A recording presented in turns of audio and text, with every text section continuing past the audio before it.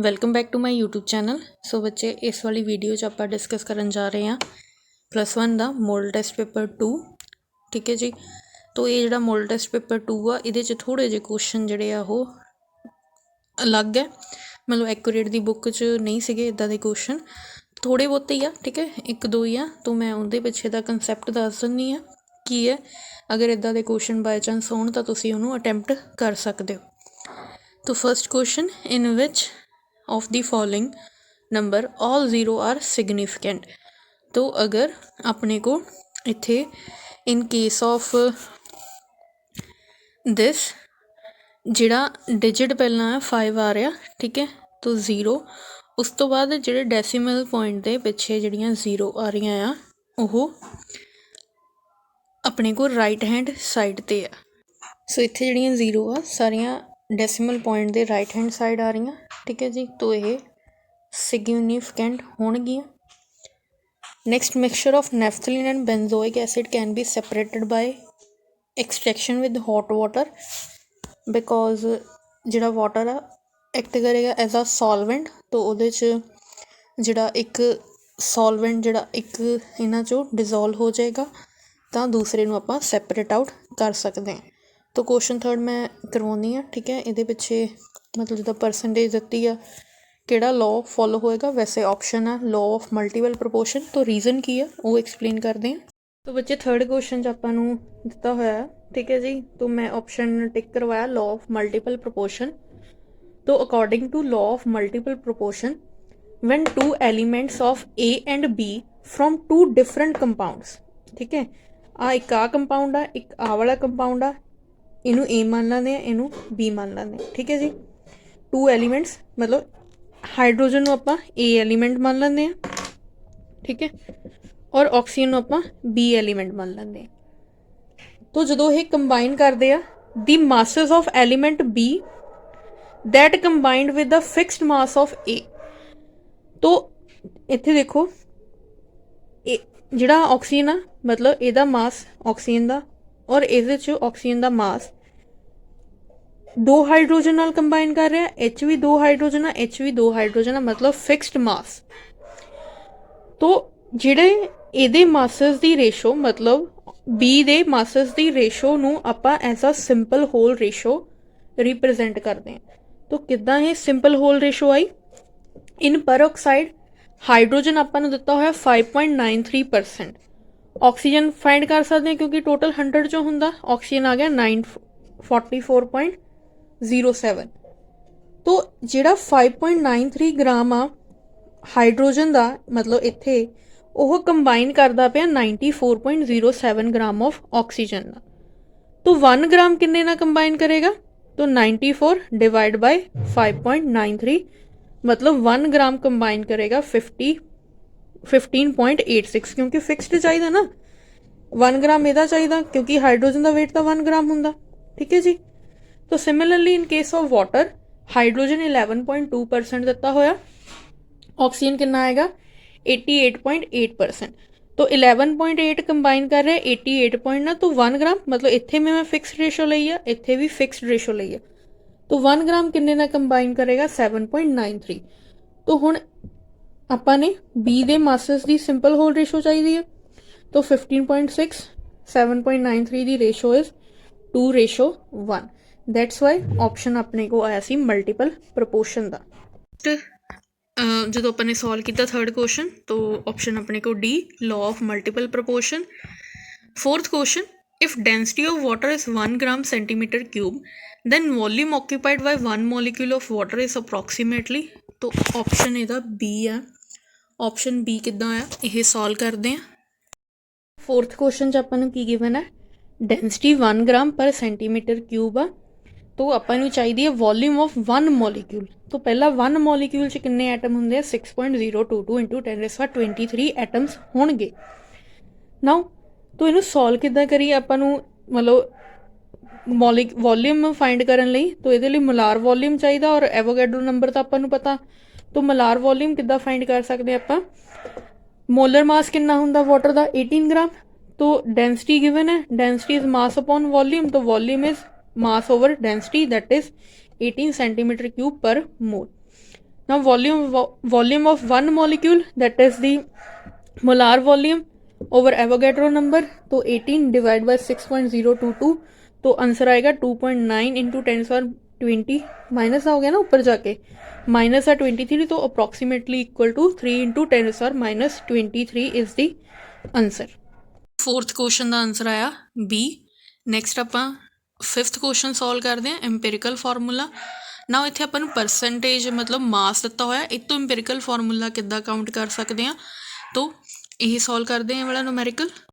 So question च अपन given की है 60 ग्राम का कंपाउंड है, जिहदे जो 24 अपने को हैगा आ कार्बन, 32 ग्राम हैगा अपने को ऑक्सीजन और हाइड्रोजन हैगा 4 ग्राम।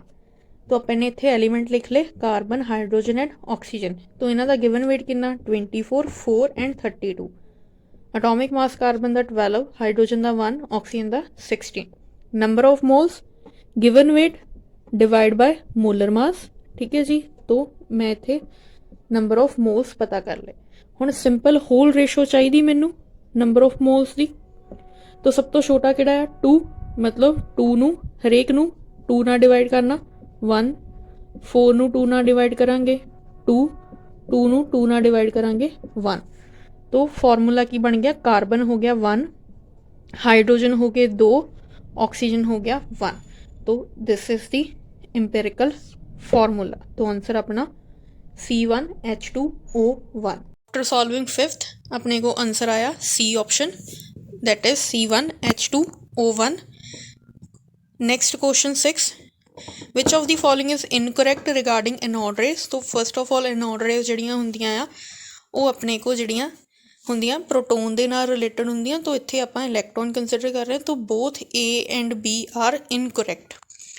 हंट्स रूल के अकॉर्डिंग की आ वायलेटर मतलब जिहड़ा नहीं फॉलो हो रहा, वैसे तो जिहड़े आ भी नहीं फॉलो हो रहा, ठीक है जी। और this is a excited state आ, ठीक है, ए एक्साइटेड स्टेट लई हुई आ ग्राउंड स्टेट है, बिल्कुल करैक्ट आ हंट्स रूल के अकॉर्डिंग। तो हंट्स रूल के अकॉर्डिंग की है, आपां उदों तक पेयरिंग नहीं करते जदों तक आपां इलैक्ट्रॉन नूं सिंगली फिल्ड नहीं कर देंगे हरेक ऑर्बिटल च। तो इत्थे पहले ही पेयरिंग होगी, that's why this is incorrect. A region in space around the nucleus where the probability of finding an electron is maximum. तो वो रीजन आपां देखते हैं, ठीक है, उस रीजन नूं आपां बोलते हैं ऑर्बिटल। ऑर्बिट जिहड़ा हुंदा वो पाथवे हुंदा जिथे इलैक्ट्रॉन रिवॉल्व करता। Which of the following set of quantum number is impossible arrangement. देखो N3 आ, N3 L2 छोटा ही होएगा और L दियाँ वैल्यू M दे इक्वल होंदियां, मतलब M-2 हो सकता। N4 आ, L छोटा है तो 0, M भी 0 आ, L दे इक्वल आ, ठीक है जी। तो स्पिन सही है।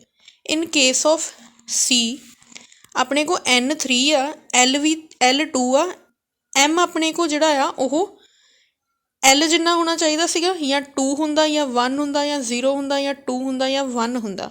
तो इत्थे M3 आ which is not possible for D, this is possible for F। अगर इत्थे L अपने को 3 हुंदा तां यह करैक्ट हो जाना सीगा, इत्थे L अपने को 2 आ तो M की वैल्यू 3 नहीं हो सकती, तो option is C। So next 10th question solve करते हैं। अपने को 2 वेवलेंथ दी हुई, ठीक है जी। तो मतलब एक स्टैंड ली हुई है कि 1 फोटोन की रैड की हैगी 760, तो वो सैकेंड वेवलेंथ फाइंड करनी है। तो इनू सॉल्व करते हैं न्यूमेरिकल। सो इस न्यूमेरिकल जो फॉर्मूला यूज़ होएगा according to Planck quantum theory, तो एनर्जीज जड़ियाँ होंदियां अपने को सम होंदियां जड़ियाँ डिफरेंट एनर्जीज का। तो according to Planck energy is equal to, वैसे तो आप लिखते हैं H न्यू दे इक्वल, तो न्यू जिहड़ा हुंदा है that is frequency is equal to C by lambda. तो इत्थे E1 मतलब लैम्डा 1 होएगी और E2 ले वेवलेंथ लैम्डा 2।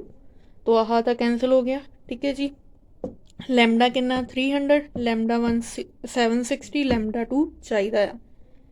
तो आफ्टर सॉल्विंग, ठीक है, LCM लेके अपने को आंसर आएगा 496 नैनोमीटर इज दी आंसर। तो 10th क्वेश्चन का आंसर आया 496। तो ਜਿਹੜੀਆਂ ਰਿਪਰੈਜ਼ੈਂਟੇਟਿਵ ਐਲੀਮੈਂਟਸ ਹੁੰਦੇ ਆ, ਰਿਪਰੈਜ਼ੈਂਟੇਟਿਵ ਐਲੀਮੈਂਟਸ ਆਪਾਂ ਐਸ ਐਂਡ ਪੀ ਬਲੌਕਸ ਨੂੰ ਬੋਲਦੇ ਹਾਂ। ਇਨ ਮੋਡਰਨ ਪੀਰੀਓਡਿਕ ਟੇਬਲ ਦੀ ਪੀਰੀਅਡ ਇੰਡੀਕੇਟ, ਪੀਰੀਅਡ ਮਤਲਬ ਆਪਣੇ ਕੋਲ ਜਿਹੜਾ KLMN ਸ਼ੈਲ ਦੇ ਅਕੋਰਡਿੰਗ ਦੱਸਦੇ ਹਾਂ, ਤਾਂ principal quantum number. Second highest ਕਿਹਦੀ ਹੋਏਗੀ, ਦੇਖੋ ਪਹਿਲੇ 'ਚੋਂ ਅਗਰ ਆਪਾਂ ਨੇ ਇੱਕ ਇਲੈਕਟ੍ਰੋਨ ਕੱਢਤਾ ਤਾਂ ਉਹਦੀ ਕਨਫੀਗਰੇਸ਼ਨ ਬਚੇਗੀ ਦੈਟ ਇਜ਼ 2p6, तो ਆ ख़त्म हो गया। ठीक है जी, ਇਹਦੇ 'ਚੋਂ ਇੱਕ ਇਲੈਕਟ੍ਰੋਨ ਕੱਢਤਾ ਬਚੀ 2p3, ਇਹ 'ਚੋਂ ਇੱਕ ਇਲੈਕਟ੍ਰੋਨ ਕੱਢਿਆ 3s1, ਇਹ 'ਚੋਂ ਇੱਕ ਇਲੈਕਟ੍ਰੋਨ ਕੱਢਿਆ 2p5। ਨਾਓ ਦੇਖੋ ਕਿ 2p6 ਜਿਹੜੀ ਆ ਰਹੀ ਆ ਉਹ ਨੋਬਲ ਗੈਸ ਕਨਫੀਗਰੇਸ਼ਨ ਆ ਰਹੀ ਆ, ਤਾਂ ਫੁੱਲੀ ਫਿਲਡ ਆ ਰਹੀ ਆ, ਤਾਂ ਇਸ ਕਰਕੇ ਉਹਦੇ 'ਚੋਂ ਸੈਕਿੰਡ ਟਾਈਮ ਇਲੈਕਟ੍ਰੋਨ ਕੱਢਣ ਲਈ ਜ਼ਿਆਦਾ ਆਇਓਨਾਈਜੇਸ਼ਨ ਐਨਰਜੀ ਲੱਗੇਗੀ, ਤਾਂ ਆਪਸ਼ਨ ਇਜ਼ ਏ। ਐਸਿਡਿਕ ਕਿਹੜਾ ਆ, ਜਿਹੜਾ ਆਪਣੇ ਕੋਲ ਵੈਸੇ magnesium oxide, calcium oxide and sodium, these are S block elements, ਤਾਂ ਇਹ ਬੇਸਿਕ ਆਕਸਾਈਡ ਬਣਾਉਂਦੇ ਕਿਉਂਕਿ ਇਹ ਮੈਟਲਸ ਆ। ਐਲੂਮੀਨੀਅਮ ਜਿਹੜਾ ਆ ਉਹ ਵੈਸੇ ਤਾਂ ਐਂਫੋਟੈਰਿਕ ਹੁੰਦਾ, ਬੋਥ ਐਸਿਡਿਕ ਐਂਡ ਬੇਸਿਕ ਬਿਹੇਵ ਕਰਦਾ, ਸੋ ਬਾਕੀ ਤਾਂ ਸਾਰੇ ਬੇਸਿਕ ਹੀ ਹੈ, ਤਾਂ ਬਚਿਆ ਕਿਹੜਾ ਆਪਣੇ ਕੋਲ ਐਲੂਮੀਨੀਅਮ ਆਕਸਾਈਡ। ਕੈਲਸ਼ੀਅਮ 2+, ਕੈਲਸ਼ੀਅਮ ਦਾ ਅਟੋਮਿਕ ਨੰਬਰ 20 ਹੁੰਦਾ, ਤਾਂ ਇਹਦੇ 'ਚੋਂ 2 ਇਲੈਕਟ੍ਰੋਨ ਮਾਈਨਸ ਕਰਤੇ 18, ਤਾਂ 18 ਇਲੈਕਟ੍ਰੋਨ ਕਿਹਦੇ 'ਚ ਹੋਣਗੇ, ਕ੍ਰਿਪਟੋਨ 'ਚ 36, ਮੈਗਨੀਸ਼ੀਅਮ 'ਚ 10, ਸੋਡੀਅਮ 'ਚ 10, ਤਾਂ 18 ਕਿਹਦੇ 'ਚ ਹੋਣਗੇ, ਆਰਗਨ 'ਚ, ਤਾਂ option is C. Ionic compounds ਦੇ ਜਿਹੜੇ ਹੁੰਦੇ ਆ ਹਾਈ ਮੈਲਟਿੰਗ ਪੁਆਇੰਟ ਹੁੰਦੇ ਆ, ਨੋਨ ਡਾਇਰੈਕਸ਼ਨਲ ਬੌਂਡਸ ਹੁੰਦੇ ਆ, तो with 7 pair of electron M in the valence shell, तो मतलब 7 इलैक्ट्रॉन्स ने। ठीक है जी, तो ਇਹਦੇ 'ਚ ਜਿਹੜੇ X ਦੀ ਵੈਲਿਊ ਇੱਥੇ 5 ਹੋਏਗੀ। ठीक, next question, hybridization involves, according to definition of hybridization it is an intermixing of atomic orbitals, तो ਇਹਦਾ इंटरमिक्सिंग ਹੁੰਦੀ ਆ to form the hybrid orbital of same energy, तो ऑप्शन बी।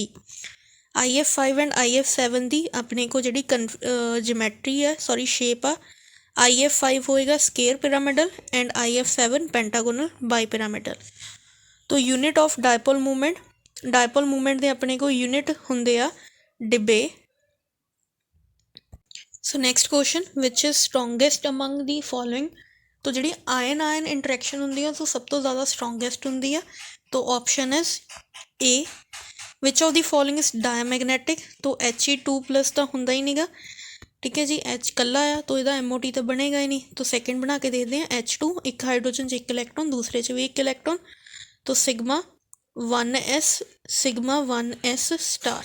ठीक है जी, तो टोटल 2 इलैक्ट्रॉन, पहला सिंगली फिल्ड फिर पेयरिंग, तो कोई भी अनपेयर्ड नहीं आया ये। ठीक है, तो आ तो खाली आ, तो अपने को ऑप्शन जिहड़ा आएगा दैट इज़ बी।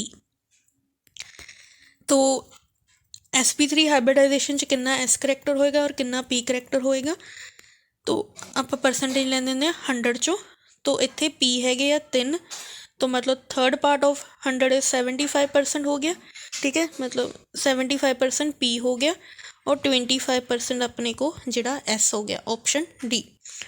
लीथियम का डायगोनल रिलेशनशिप जिहड़ा हुंदा आ दैट इज़ विद मैग्नीशियम, तो अपने को general electronic configuration S block element दी एल्कली मैटल च एक इलैक्ट्रॉन होंदा NS1, एल्कलाइन अर्थ मैटल च 2 इलैक्ट्रॉन होंदे आ NS2, तो S ब्लॉक दे दोनों, तो 1 to 2 वेरी हो रहा, तो ऑप्शन इज़ डी।